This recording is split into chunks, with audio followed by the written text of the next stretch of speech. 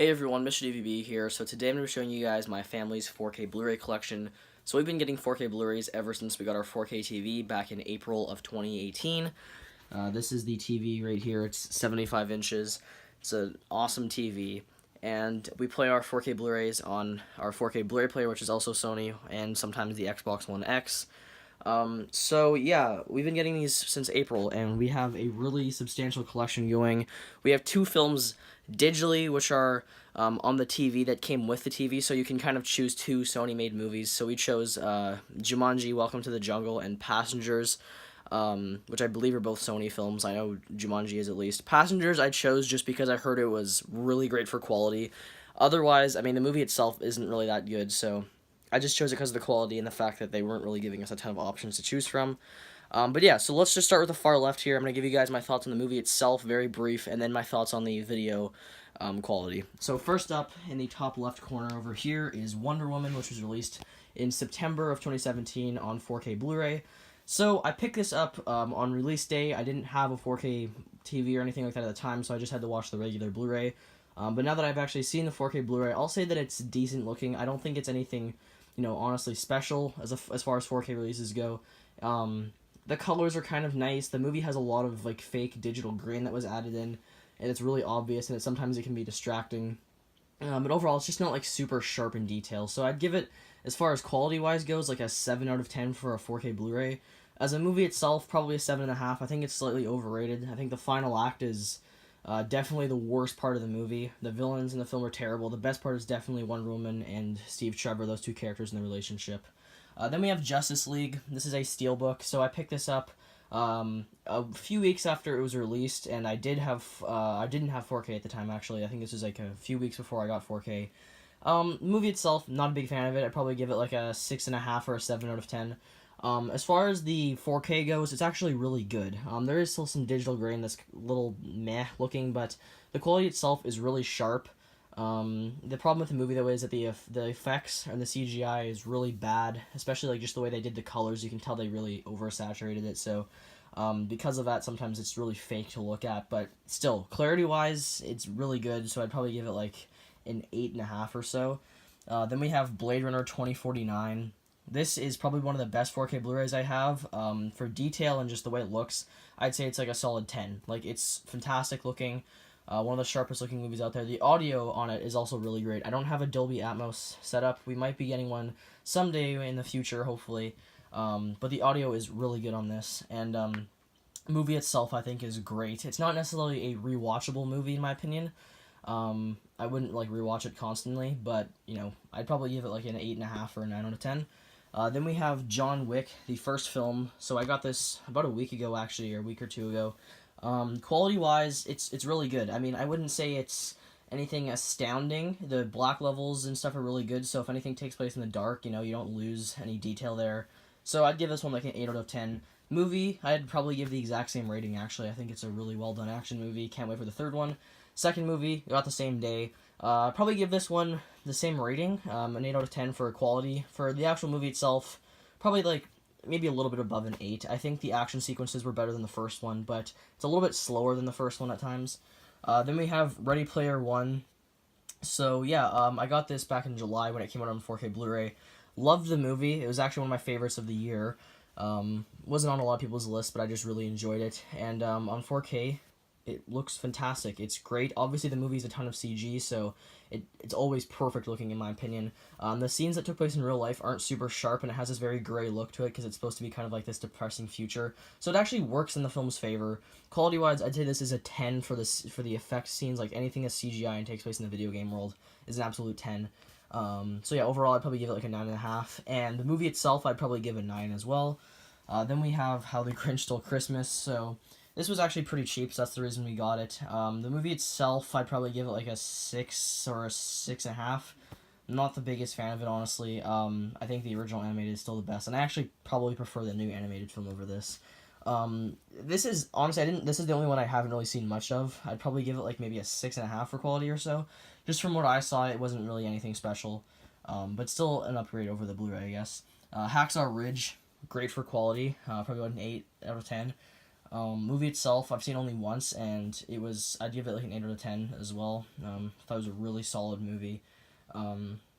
Very well acted and very brutal and everything. Alright, moving up, we have Mission Impossible Fallout. One of my, this was my favorite movie of 2018. Thought this was absolutely fantastic. Quality-wise for the 4K Blu-ray, I'd say you're looking at like a solid 9.5 or so. It's really great looking. Anything that's shot in a wider camera, like I don't know if it was IMAX or not, but anything that's shot on a bigger camera looks honestly like a 10 out of 10 clarity. Anything that's not is probably more like about an 8 out of 10. There's some scenes that don't look the best since it's shot on film, but overall still looks fantastic, and I'd have to give it like a 9.5 for sharpness, and as a movie, a 10. Saving Private Ryan.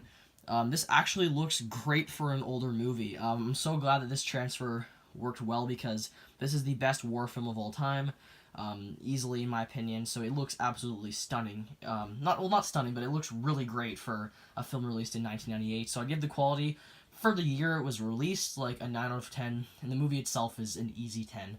Solo: A Star Wars Story. I actually really like this movie. I was a pretty big fan of it, to be honest. I think 4K wise, it was actually pretty good looking. It's not like amazing, but you know, it did look nice. The movie doesn't have the nicest colors, so it's not necessarily the nicest thing to look at, but quality-wise, it was decent. I'd say it's kind of around a 7.5. Sometimes it would kind of lose itself in that, like, grayish look, though, especially scenes in the dark. Sometimes you would definitely lose detail there, but not as bad as The Last Jedi, sadly, which, in my opinion, is probably the most disappointing 4K release of all time.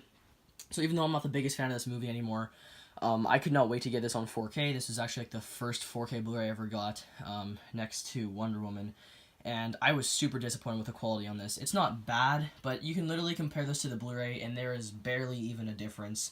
They both look pretty much exactly the same. I wouldn't say there's really a sharpness upgrade in the 4K Blu-ray, so I'd give it like a 6 out of 10 for what it is. I mean, it still looks nice, but like I said, there's no difference between this and the Blu-ray, really, so it's disappointing in that sense. But I do love the Steelbook. Oh yeah, I forgot to rate Solo. I'd say Solo's like a 9 out of 10 or an 8.5. And yeah, quality is 7.5. So yeah, 6 out of 10 for the quality for what it is, or what it could have been, I guess. And 7 for the movie, maybe. Deadpool 2, wasn't the biggest fan of this movie on rewatch, actually, but I still like it, I guess. I'd give the movie itself like a 7.5 or so. As far as the quality goes, it's really nice looking. Some nice colors in there. The movie was definitely nicer looking than the first film, which was kind of crappy looking. So I'd give the Blu-ray quality, or the 4K Blu-ray quality, like an 8 out of 10. Then we have Thor Ragnarok. This was, I think, the second or third. Yeah, this was the third, I believe, 4K release for Marvel, and it looks great in my opinion. I actually think it's probably their second best 4K release yet, or third best, I mean. The quality was really, really good here. There's lots of nice detail, especially in certain scenes, especially when he's like fighting Hulk. I thought that area of the movie looked really, really nice. So detail-wise, I'd have to go with like an 8.5 on this. Movie itself, a 9. I thought it was a really fun and entertaining movie. Definitely one of my favorite films in the MCU. Then we have Black Panther. As a movie, I loved this the first time I watched it. On rewatch, I don't think it holds up as well. I think it's kind of slower and not as interesting. And I just don't think Black Panther's that interesting of a character in the movie. But 4K-wise, it is also kind of disappointing, honestly. Probably give it like a 7 for the quality. Movie itself, I would give probably about 7.5 or so. Then we have Infinity War. Again, this is another Steelbook. I really like this Steelbook for the most part. Quality-wise, this movie, I'd probably give it like a 9. I think it looks great in 4K. Definitely their best 4K release yet, I'd say. Lots of sharp detail. Just the biggest disappointment with this disc is the fact that it was shot completely in IMAX, and they decided for the Blu-ray and all the home releases to just make it letterbox and have black bars. Don't know why they did that. Really dumb decision on their part, because it could have been even better, you know, had they kept those IMAX shots, aka the entire movie, but whatever. So yeah, movie itself, though, would give probably like a 9.5. Alright, then we've got Ant-Man and the Wasp. This looks great in 4K. So I wasn't actually a big fan of this movie when I saw it. I gave it a 7. I'd actually bump it up to like maybe an 8 now. I actually enjoyed it a lot more on rewatch. I still don't think it's perfect, maybe 7.5 actually, but I still think it's a pretty fun film actually, and you know, a solid entry in the MCU. It's gonna be forgotten, definitely, but still a fun film. So yeah, I'd give it, as a movie, like I said, 7.5. Quality-wise, probably about 9 as well. Really good looking. Yeah, Jurassic World: Fallen Kingdom. This movie a lot of people did not like. I'm actually a person who likes this movie. I'd probably say it's about a 7.5 as a film. Quality wise, it looks great in 4K. Really nice looking shots and everything. So I'd say this one's probably about a 9 out of 10 or so for quality. Incredibles 2. Okay, so this and Coco, thing is, these are both animated movies, obviously, so they're not going to have that same sharpness increase over the regular Blu-ray that you would get with pretty much any of the other movies that I have here.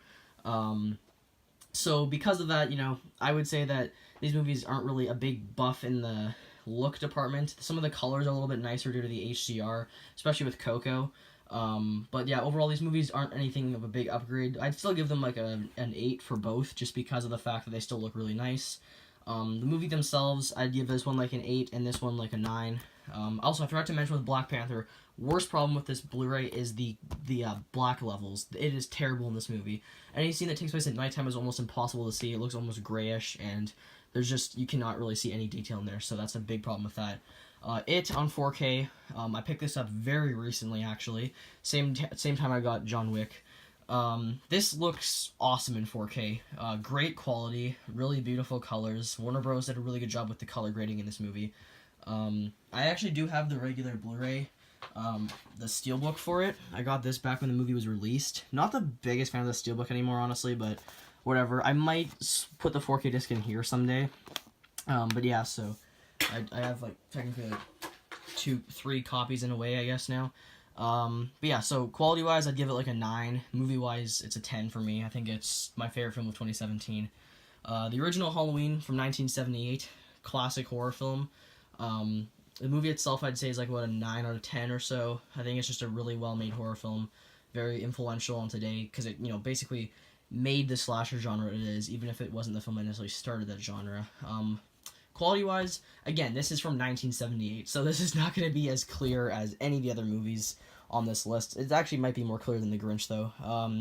So quality-wise, I'd probably have to go with like a 7, if you're like considering its time period and everything. The black levels are actually pretty good here. You didn't lose much detail. Obviously, this wasn't shot in 4K or anything, so it's not going to be that good. But overall, I thought it looked pretty nice. The new Halloween, completely different story here. This looks great in 4K. This actually just arrived, well, technically yesterday at this point, but this arrived yesterday, so it was a little bit late. And the Steelbook's actually kind of damaged in a way, like it's not put together properly, so it kind of is out of place a little bit.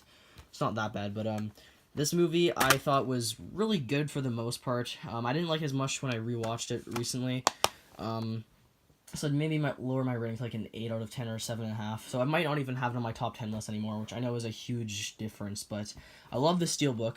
The movie itself, probably like an 8 or a 7.5, like I said. Quality-wise, I'd say it's a 9. It looks really nice. The black levels are fantastic, by the way, so anything at nighttime is very visible. Maybe even a 9.5.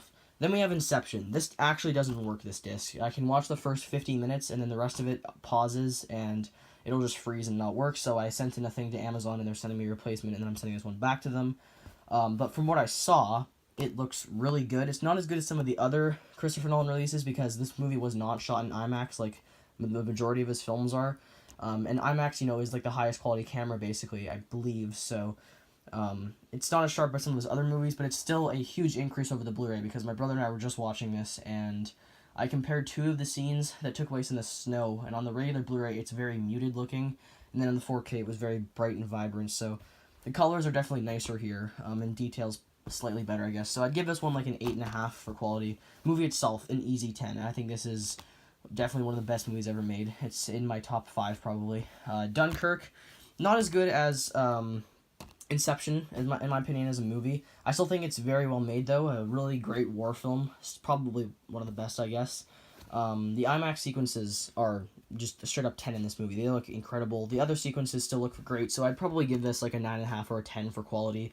As a movie, probably about a 9 or so. I think there's some things I would have changed, like maybe give it a longer length, like more like 2 hours and 20 minutes or so, like a regular Nolan film. And maybe some more character development, but still, it was a very, very well-made movie for what it was. It was trying to show the war more than, people in it, so I understand what he was going for there, and some people didn't like that, but I understand what he was going for. So the movie itself, yeah, probably about a 9 out of 10, and quality-wise, I'd say it's a 9.5. All right, Interstellar. Probably, in a way, my favorite movie of all time. Definitely the one that when I saw it in theaters, I felt the most, like, connected with, and I was like, holy shit. Like, Chris Tuckman was saying, you know, how Signs was the movie that when he watched it, it kind of changed the way he looked at movies and that kind of stuff in a way.